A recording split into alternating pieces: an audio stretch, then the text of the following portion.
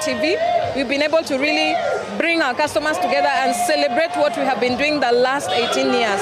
And what have we been doing? We've been giving payment solutions to our merchants so that they can actually build their businesses. Another thing we've done, our merchants today can actually access credit to be able to build stock, to be able to build their businesses. We have gotten an opportunity to interact with them, at the same time also to get a lot of things they were winning from Safaricom. Safaricom was giving a number of goodies, and we've really enjoyed meeting our listeners, at the same time also getting the gifts that Safaricom had. That shop serves end-to-end services from Safaricom.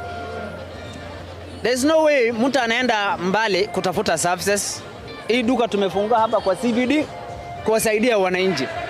Una replace line, unafanyiwa liba na Mpesa for merchant business. Tunafanya devices pale, simu yoyote.